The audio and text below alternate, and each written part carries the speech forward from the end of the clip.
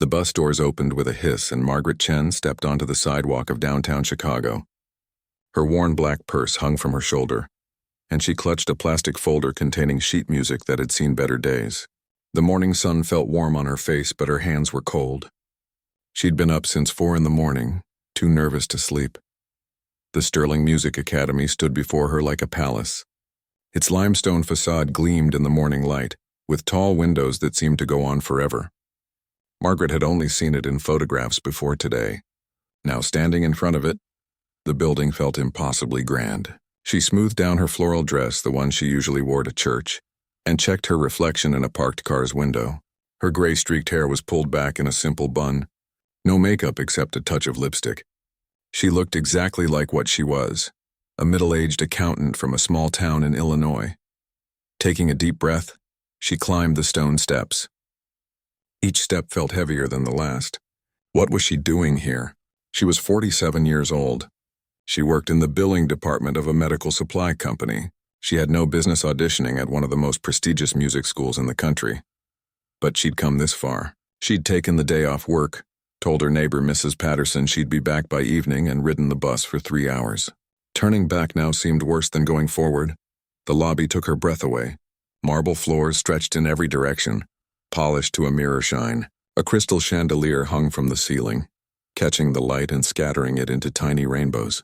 Young people moved through the space with confidence, carrying instrument cases and talking in clusters. They all looked like they belonged here. Margaret found the registration desk tucked in a corner. A young woman sat behind it, typing on her computer without looking up. She had sleek black hair and wore a blazer that probably cost more than Margaret's entire outfit. "Name?" the receptionist asked, still not making eye contact. "Margaret Chen. I'm here for the open audition." The woman's fingers paused on the keyboard for just a second. Her eyes flicked up, taking in Margaret's appearance in one quick sweep. Something changed in her expression. Not quite a smirk, but close to it. "Fill this out," she said, sliding a clipboard across the desk. "Waiting room is through those doors.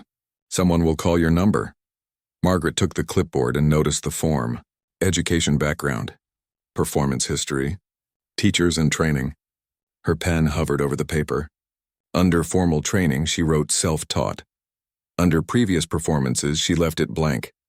Under teachers, she hesitated, then wrote YouTube tutorials and online masterclasses.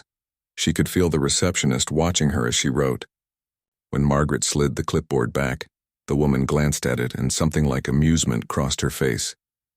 "Good luck," she said, in a tone that suggested Margaret would need more than luck. The waiting room was worse than the lobby. About 20 people sat in chairs arranged in rows, all of them preparing in their own ways. A young man in his 20s sat in the corner, eyes closed, fingers moving silently through invisible scales.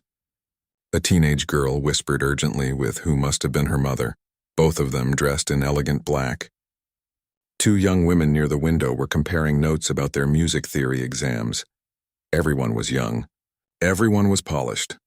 Everyone looked like they'd been groomed for this moment their entire lives. Margaret found a seat near the back and placed her folder on her lap. The sheet music inside was dog-eared at the corners, covered in pencil marks and notes she'd written to herself over the years. The pages had been printed from a website, not professionally bound like the scores she saw other people holding. "Is this your first audition?" Margaret looked up. The teenage girl from earlier was looking at her with wide, curious eyes. Her mother stood behind her, hand protectively on her daughter's shoulder. "Yes," Margaret admitted. "First one ever." "Oh," the girl said. Her mother's grip tightened slightly, and she gently steered her daughter back to their seats. Margaret heard the whisper, "Focus on your own performance, sweetie," and understood the subtext. "Don't waste time on her. She's not competition." Margaret opened her folder and looked at her music, even though she'd memorized every note months ago. Chopin's Ballad No. 1 in G minor. She'd spent 2 years learning it, working through it measure by measure at the second-hand keyboard in her tiny apartment. Her neighbors, the Pattersons, could probably play it themselves by now from hearing it through the walls every evening. "Excuse me, is this seat taken?" A young man stood over her, pointing to the empty chair beside her. He was maybe 22, wearing designer jeans and a fitted shirt. Before she could answer, he sat down and pulled out his phone. Another young man joined him, dropping into the chair on the other side. "Dude, I'm so nervous," the first one said. "Did you see who's judging? Dr. Volkov is here. She taught at Juilliard for 15 years. I know, man. My professor said she's brutal. If you make one mistake, she'll tear you apart." Margaret tried not to listen, but they weren't exactly keeping their voices down. "How many people do you think they'll actually take?" the second young man asked. "Maybe 5. Out of everyone here? The scholarship program only has a few spots." Margaret's stomach tightened. She hadn't really thought about the numbers before. She'd been so focused on just getting here, on proving to herself that she could do this, that she hadn't considered how many other people wanted the same thing. "Check out the girl by the window," the first young man said, nodding toward one of the women Margaret had noticed earlier. "She's from the Paris Conservatory. I heard she's already performed at Carnegie Hall. Great, we're competing against professionals." They fell silent for a moment, both scrolling through their phones. Then the first young man glanced at Margaret's folder, and she saw him notice the worn, printed pages inside. "Is that your music?" he asked, and something in his tone made her skin prickle. "Yes," she said quietly. He leaned over slightly, trying to see better. "What are you performing?" "Chopin." The first belayed. His eyebrows went up. He exchanged a look with his friend. "That's ambitious." The word hung in the air, ambitious. Coming from him, it didn't sound like a compliment. It sounded like he thought she had no idea what she was getting into. "Where did you study?" his friend asked.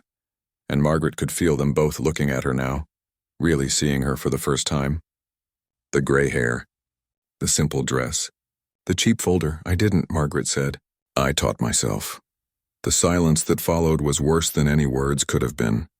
Then the first young man laughed, not meanly exactly, but not kindly either. It was the laugh of someone who found something absurd. "You taught yourself the Chopin ballade," he said, "and you're auditioning here? At Sterling? That's really brave," his friend added, and Margaret knew brave wasn't what he meant. They turned back to their conversation, and Margaret heard the whispers. "Self-taught. First audition. She has no idea how hard this is." The words drifted over her, and she felt her confidence, already fragile, start to crack. More people were looking at her now. The word had spread somehow, in the way that information moves through a room when people have nothing to do but wait and observe. The woman from Paris glanced at her with what might have been pity. The teenage girl's mother whispered something to her daughter. Even the young man in the corner, who'd been so focused on his own preparation, opened his eyes and looked over. Margaret wanted to leave. She wanted to grab her folder and walk out of this beautiful building and catch the next bus home and forget this had ever happened. She could go back to her apartment, back to her quiet life, back to playing piano alone where no one could judge her. But something kept her in that chair. Maybe it was stubbornness. Maybe it was pride. Maybe it was the memory of her late husband, Thomas, who'd left her his mother's old piano and who'd always told her she could do anything she set her mind to. She'd spent 5 years teaching herself to play. 5 years of coming home from work exhausted, of choosing piano practice over television, of watching her fingers slowly learn to do things that had seemed impossible at first. She'd cried over difficult passages. She'd celebrated tiny victories alone in her apartment. She'd found something in music that had helped her survive the grief of losing Thomas. She deserved to be here as much as anyone else in this room. A door opened, and a woman with a clipboard stepped out. "We'll be starting in 10 minutes, she announced. First up is David Park, then Lily Wu, then Margaret Chen. Margaret's heart jumped. She was third. In 10 minutes, this would all begin. Around her, people did their final preparations. Some stretched their fingers. Others closed their eyes and breathed deeply. The young men beside her were talking about fingering techniques, using words Margaret had taught herself from books and videos. She opened her folder one more time and looked at the music. The notes seemed to swim on the page, and she felt a wave of panic. What if she froze? What if her hands didn't work? What if everything she'd learned by herself was wrong? Then she closed her eyes and did what she always did before playing. She imagined the music not as notes on a page, but as something alive. She heard it in her mind, felt it in her chest. She let her fingers move silently, remembering the weight of the keys, the exact pressure needed for each note. When she opened her eyes, the room seemed quieter. The whispers didn't matter. The judgment didn't matter. In a few minutes, she would sit at that piano, and then none of this would matter, only the music would matter. The door swung open again, and the woman with the clipboard called out the first name. David Park stood up, a tall young man with perfect posture and a leather portfolio. He walked through the door like he owned the place, and Margaret heard applause from somewhere beyond. The door closed behind him, muffling the sound. The waiting room felt different with one person gone. Quieter, more tense. Margaret could hear a piano being played in the distance, the notes muffled by walls but still beautiful. David was good. Even through the door, she could tell he was really good. 15 minutes passed. The door opened and David came back out, smiling. Someone patted him on the back. "Killed it, man," one of his friends said. He did look like someone who'd killed it. Relaxed, confident, already on his phone texting someone. "Lily Wu," the woman called. A young woman with long black hair stood up, carrying a folder identical to David's. She took a deep breath and walked through the door. Margaret watched it close and felt her own breathing speed up. She was next. The young man beside her leaned over. "Hey, good luck," he said, and this time his voice was softer. Maybe he felt bad about earlier. Maybe he was just being polite. Either way, Margaret nodded her thanks. Another 15 minutes. Margaret's hands were sweating. She wiped them on her dress, knowing she'd need them dry for playing. Lily came back out looking emotional, and her friends rushed to hug her. Happy tears, Margaret thought. Those were happy tears. Margaret Chen. The moment had arrived. Margaret stood on legs that felt unsteady. She picked up her folder and walked toward the door.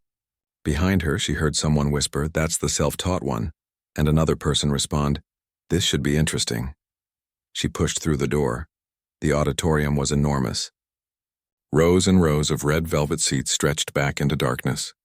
The stage was lit by bright lights, and in the center sat a grand piano, a beautiful black Steinway that gleamed under the lights. Margaret had only played on upright pianos before. This instrument looked like something from another world. At a table in the middle of the auditorium sat 3 people. Margaret's chest tightened when she saw them. The woman in the center was Dr. Patricia Volkov. Margaret recognized her from the music documentaries she'd watched online. Her white hair was pulled back severely and she wore all black. Her face was stern, unsmiling. She looked exactly like someone who could tear you apart with a single comment. To her left sat a man in his 50s with gray temples and an expensive suit. He had to be James Thornton, the director of the academy. His picture was on the school's website. To her right sat a younger woman with striking features and red glasses. She was writing something in a notebook, barely looking up as Margaret entered. Margaret walked across the stage toward the piano. Each step echoed in the huge space. She felt incredibly small, incredibly exposed. The lights were hot on her face. She couldn't see beyond the first few rows because of the brightness. "Name?" Dr. Volkov's voice cut through the silence. It was sharp, precise, "Margaret Chen." "And where do you study, Ms. Chen?" Margaret reached the piano and stood beside it, gripping her folder. "I don't, I'm self-taught." The scratch of pen on paper stopped. The woman with red glasses looked up for the first time. Dr. Volkov's expression didn't change, but something flickered in her eyes. Surprise, maybe, or disbelief. James Thornton leaned forward slightly. "Self-taught," he repeated like he was testing the words. "How long have you been playing?" 5 years. Another moment of silence. Margaret saw Thornton and the other woman exchange a glance. It wasn't a hopeful glance. 5 years, Dr. Volkov said slowly. She looked down at the papers in front of her, and Margaret knew she was reading the form from earlier. The one where Margaret had written YouTube tutorials under education. "And what will you be performing for us today?" Chopin's Ballad No. 1 in G minor. This time the reaction was impossible to miss.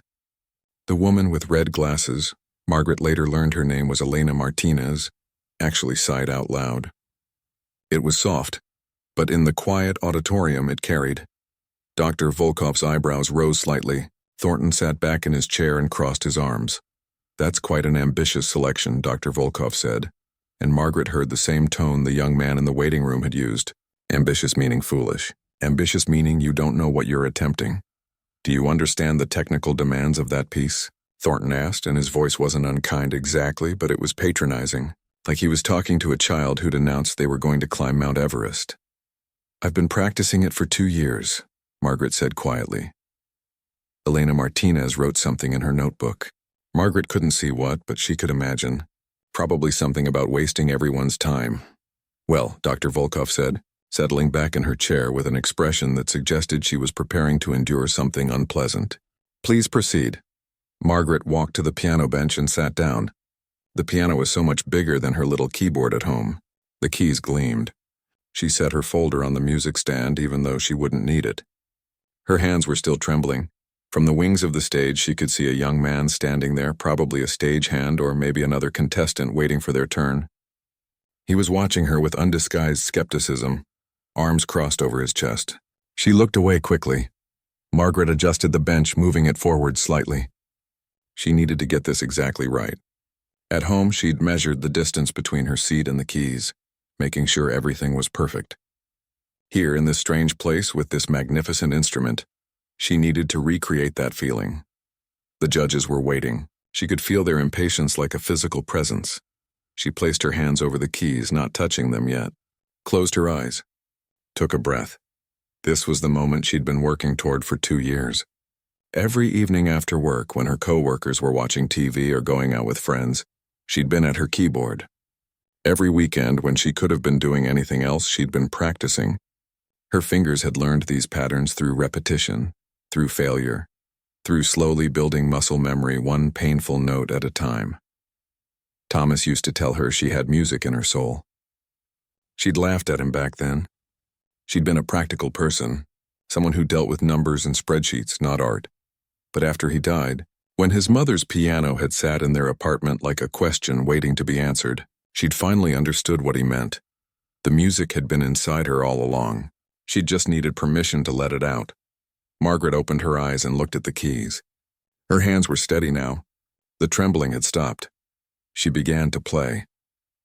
The first notes of the Chopin ballade rang out into the auditorium, and immediately Margaret knew something was different.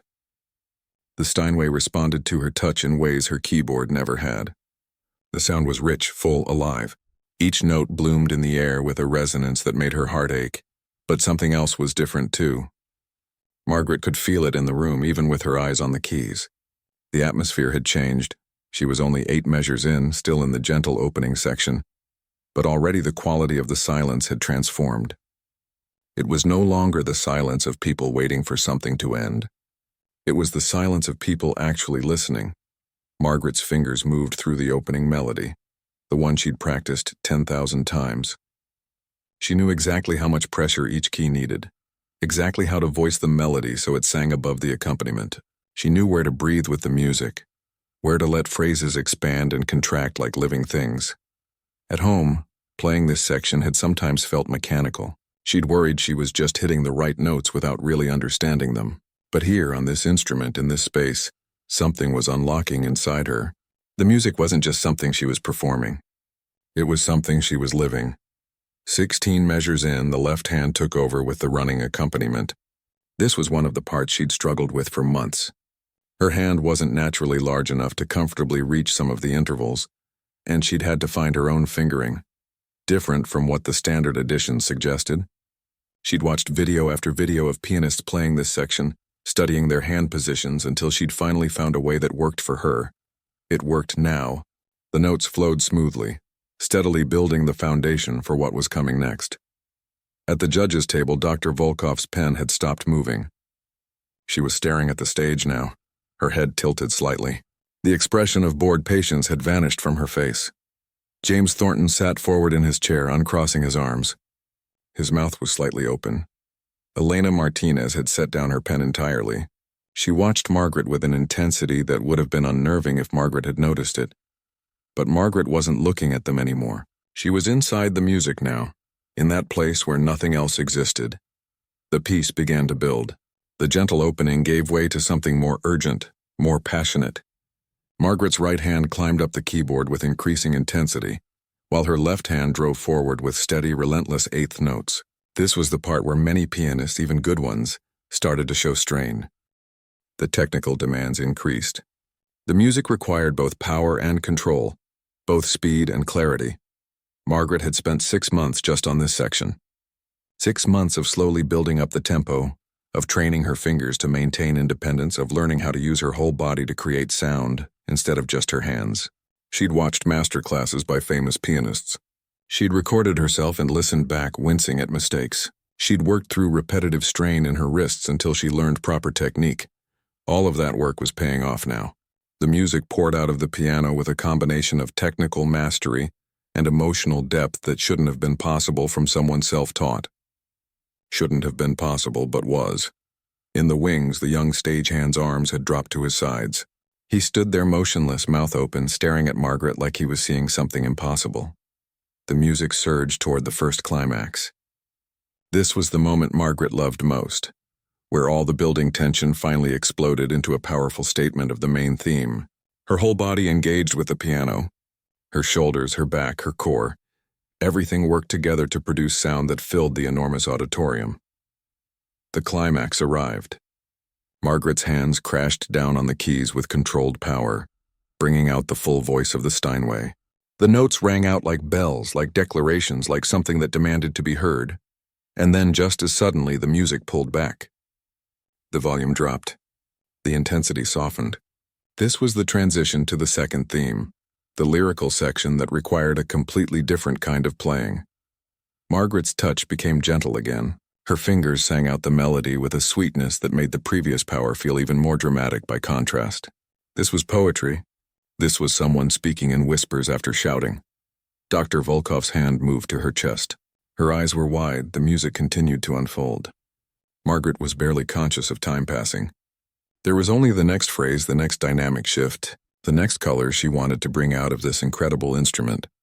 At one point, she made a tiny mistake. Her right pinky slipped on a note in a difficult passage, but she recovered so smoothly that anyone who wasn't following the score might not have noticed. She didn't let it break her concentration. She'd learned that from videos of professional pianists. Everyone makes mistakes. The mark of a real musician is how you handle them. The piece moved through its various sections. The stormy passages where the left hand had to thunder, while the right hand maintained melodic clarity. The quiet moments where a single note needed to resonate with perfect tone. The transitions where the music shifted mood like weather changing. Margaret knew this piece inside and out. She knew where Chopin had written his frustrations, his longings, his dreams. She'd researched the composer's life, read about his struggles and triumphs. Playing his music, she felt a connection across time to another human who'd poured their soul into these notes. The second major climax approached. This was the most technically demanding section of the entire piece. The hands had to move in contrary motion while maintaining rhythmic precision. The dynamics had to swell and recede. The voicing had to bring out inner melodies while still maintaining the overall structure. Margaret had failed at this section hundreds of times. She'd wanted to give up more times than she could count. But she'd kept working, kept breaking it down into smaller pieces, kept building it back up until finally, miraculously, her hands learned what her brain couldn't quite explain. She played it now without fear. Her hands knew what to do. Her body knew how to move. The music knew where it wanted to go. The climax crashed over the auditorium like a wave. The power of it made some of the empty seats seem to vibrate. This was everything the piece had been building toward. All the themes, all the emotions, all the technical challenges coming together in one massive statement, and Margaret played it like she'd been born to it. The massive climax faded, and the music shifted again. Margaret's hands moved into the development section, where Chopin took his themes and transformed them, twisted them, explored every possibility hidden in those opening notes. This was where the piece became a conversation, where different ideas argued and agreed, pushed and pulled. Margaret's breathing had synced with the music. She breathed with the phrases, letting each musical sentence have its own life. This was something no teacher had taught her. She'd learned it from listening to recordings, from paying attention to when great pianists took time and when they pushed forward. The middle section grew darker. The harmonies became more complex, more unsettled. Her left hand walked through bass notes that created tension, uncertainty. The right hand answered with fragments of melody that seemed to question everything that had come before. This was the part of the piece that had taught Margaret the most about music. Early on, she'd tried to play it too fast, to rush through the complexity. But as she lived with it, practiced it, thought about it during her lunch breaks at work, she'd realized that Chopin wanted this section to feel uncomfortable. The listener was supposed to feel lost, worried, unsure where the music was going. She played it that way now, not rushing to resolve the tension but letting it sit there, letting it be what it was, uncomfortable beauty, questioning strength. At the judges' table, Elena Martinez had tears forming in her eyes. She blinked them back, but they kept coming. She'd heard this piece played hundreds of times by students from the finest conservatories in the world. But something about hearing it from this unassuming woman in a floral dress was breaking through her professional defenses. Dr. Volkov leaned forward in her chair, elbows on the table now, completely engaged. Her classical training, her decades of teaching, all of it told her that what she was hearing shouldn't be possible. 5 years of self-teaching shouldn't produce this level of artistry, but her ears didn't lie. This was real. This was happening. James Thornton had stopped breathing normally. He took short, shallow breaths, afraid that anything louder might disturb what he was hearing. He'd helped judge hundreds of auditions in his career.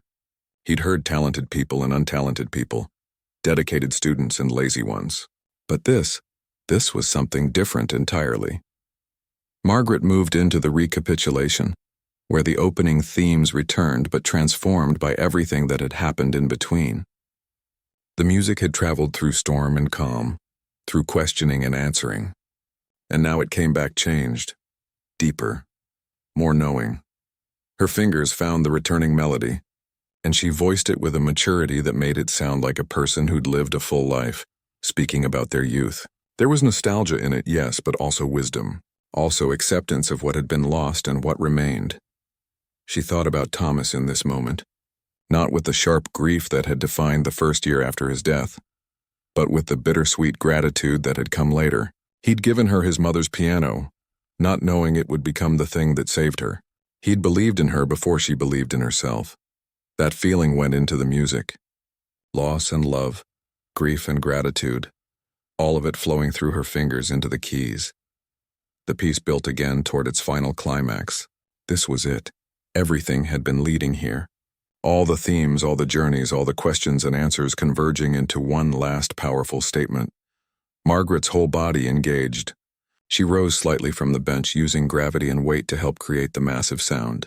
Her arms moved with controlled abandon. Her fingers struck the keys with precision and power. The Steinway responded like it had been waiting its whole existence for someone to ask this much of it. The sound that emerged was huge, overwhelming, filling every corner of the auditorium. It wasn't just loud, it was present, alive, demanding. And then, at the absolute peak when the music couldn't get any bigger, Margaret pulled it back. Her hands lifted slightly, the volume dropped dramatically, and suddenly they were in the quiet ending section. The storm had passed. What remained was reflection. Her fingers moved through the final passages with a tenderness that felt like watching the sunset after a turbulent day. The music had been on a journey, and now it was coming home, tired but transformed. The very last notes were simple. Just a few chords stating the main theme one final time with stark simplicity. Margaret played them with the barest touch, letting each one resonate fully before moving to the next. The final chord hung in the air. Margaret's hand stayed on the keys, holding the notes until they faded completely into silence. She didn't lift her hands quickly. She let the moment complete itself naturally, the way she always did at home when no one was watching. Only when the last vibration had died away did she lift her hands and place them gently in her lap. She sat there for a moment, coming back to herself. The trance of playing lifted slowly, and she became aware again of where she was. The bright lights, the empty seats stretching into darkness, the 3 judges at their table. The silence in the auditorium was absolute. No one moved.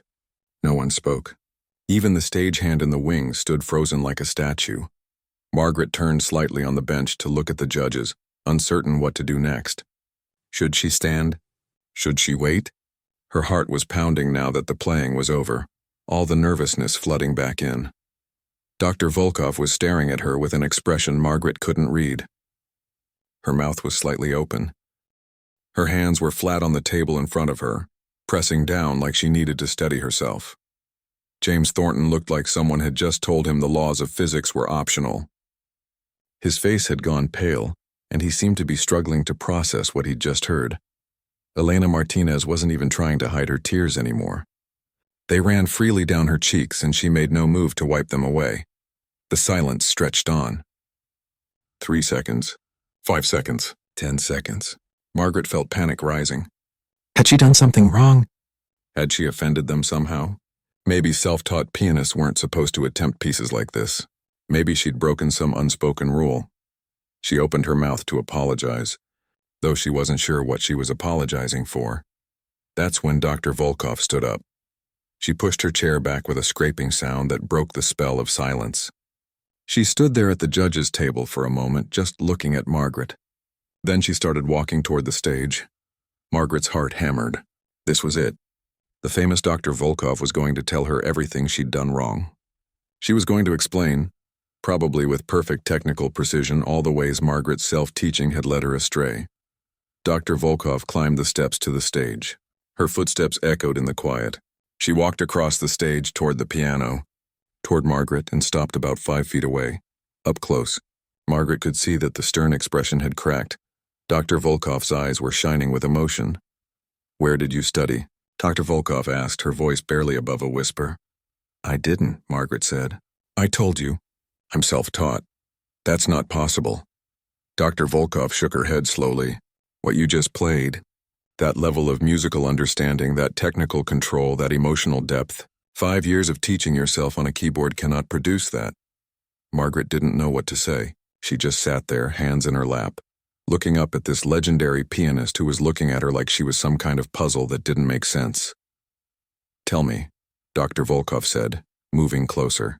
"Tell me exactly how you learned to play like that." So Margaret told her.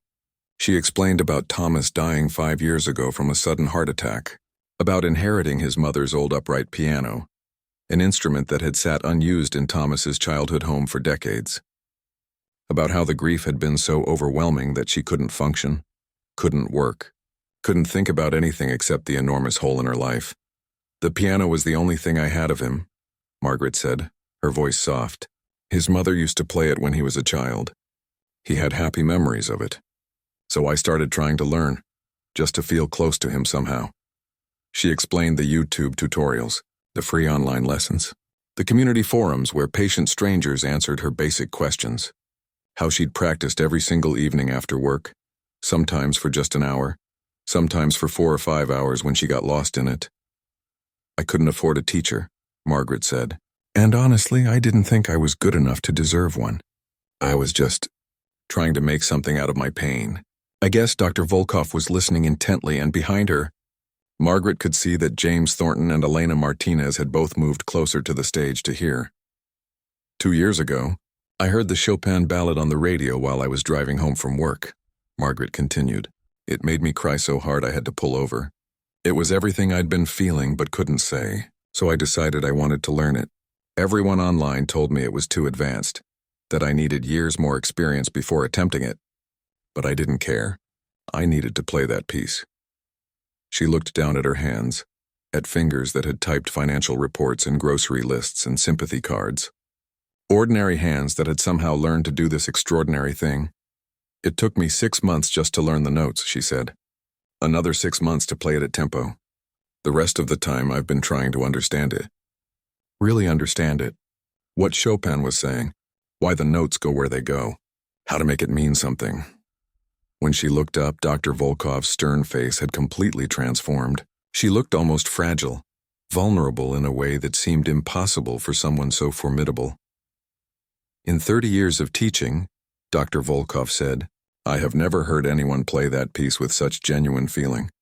Most of my students at Juilliard, brilliant as they are, play it like an athletic event. Technical mastery without soul. You played it like you understand what Chopin was trying to say."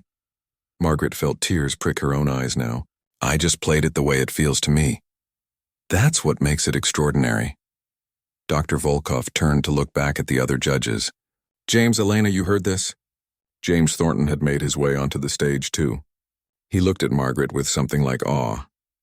"Ms. Chen, I have to ask, have you ever performed for anyone before today?" Margaret shook her head.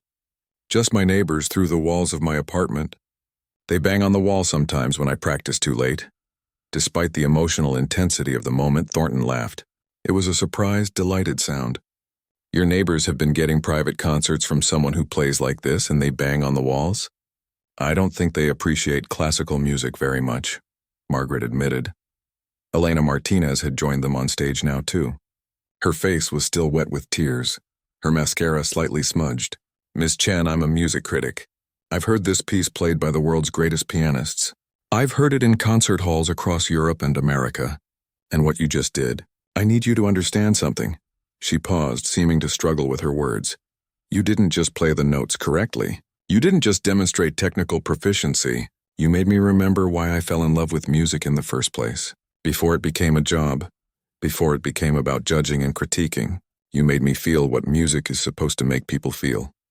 Margaret didn't know how to respond to this. She'd come here expecting to be dismissed, maybe even laughed at.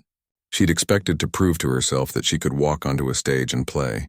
Even if no one thought she was any good, this response, these people looking at her like she'd done something miraculous, this was beyond anything she could have imagined.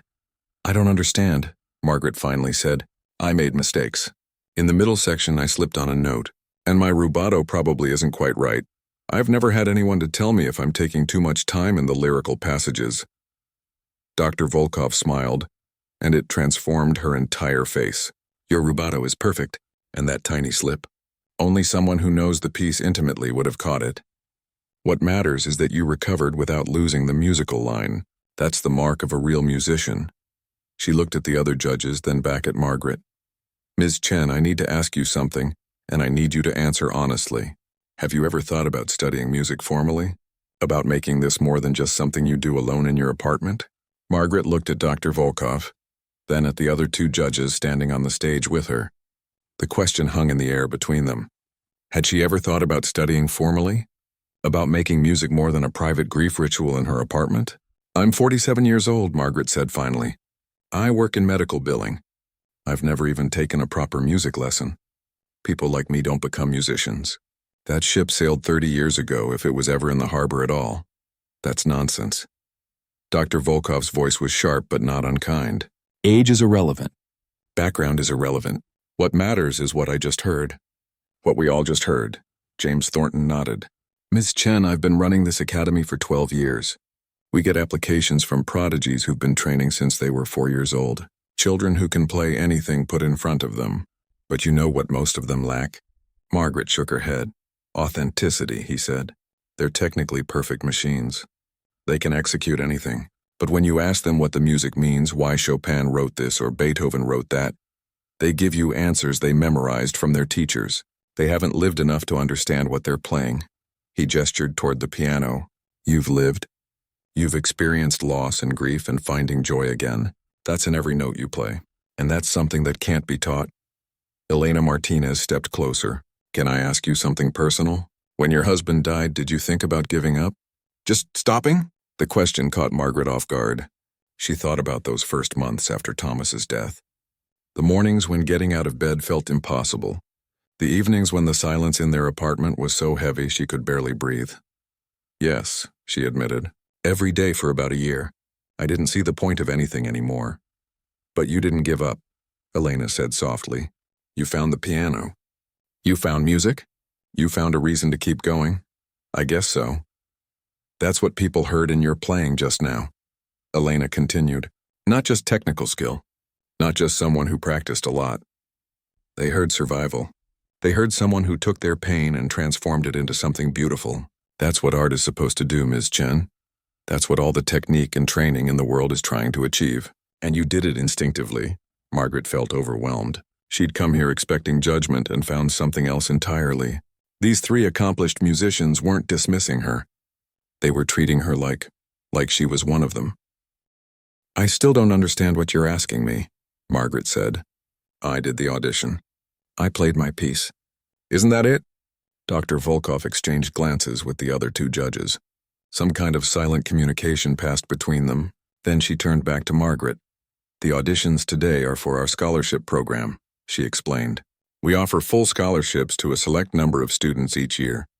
Free tuition, free lessons with our faculty, access to practice rooms and instruments. We typically choose recent high school graduates or current university students who show exceptional promise." "That's not me," Margaret said quickly. "I have a job. I have bills. I can't be a full-time student." "What if we made an exception?" James Thornton asked. What if we offered you a different kind of scholarship?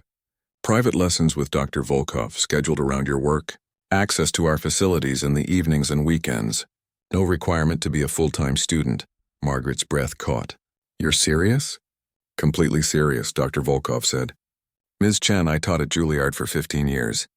I've worked with some of the finest young talents in the world, and I'm telling you right now that I would consider it a privilege to work with you. What you've accomplished on your own is remarkable. What you could accomplish with guidance, with access to better instruments, with time to develop, it could be extraordinary. The stage seemed to tilt slightly. Margaret gripped the edge of the piano bench to steady herself. This wasn't real. This couldn't be real. People like her didn't get opportunities like this. I can't afford, she started to say. It would be free. Thornton interrupted. Completely free. That's what a full scholarship means. We want to invest in you, Ms. Chen. We want to see what you can do. Margaret thought about her apartment, her little keyboard with the worn keys, her neighbors who banged on the walls, the YouTube tutorials she watched on her laptop, pausing and rewinding to catch fingering details. Her lunch break spent reading about music theory on her phone. She thought about playing on a piano like this Steinway, with its perfect action and rich tone. About having someone like Dr. Volkov to answer her questions, to guide her through the pieces she struggled with, about not having to figure everything out alone anymore. Why would you do this for me? She asked, her voice barely a whisper. Dr. Volkov smiled. Because that's what this academy is supposed to be about. Finding exceptional talent and nurturing it. It doesn't matter if that talent comes in the package we expected or not. You have something rare, Ms. Chen. It would be a crime to let it remain hidden in a small apartment where only your neighbors can hear it.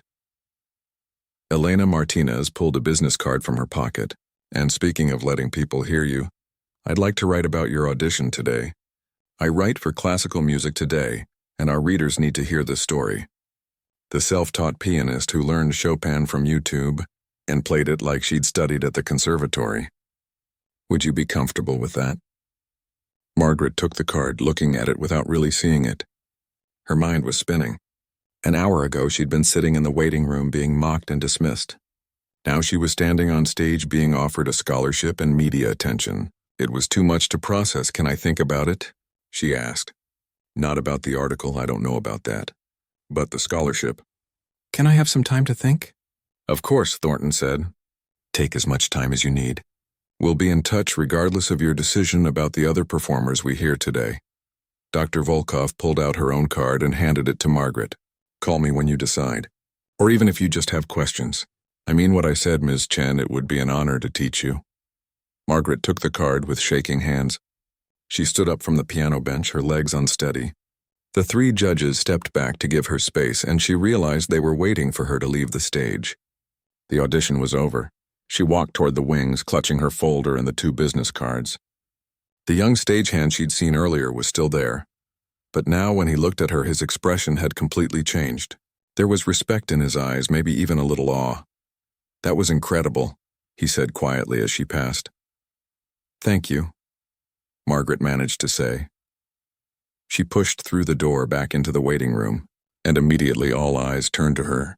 The room had filled up more since she'd left. At least 30 people now, all waiting for their turns. The conversation stopped mid-sentence. Margaret walked through the silence toward her seat in the back. She could feel everyone watching her, trying to read her face, trying to figure out what had happened in there. The two young men who'd been sitting next to her earlier were still there. The one who'd asked about her music looked up as she approached.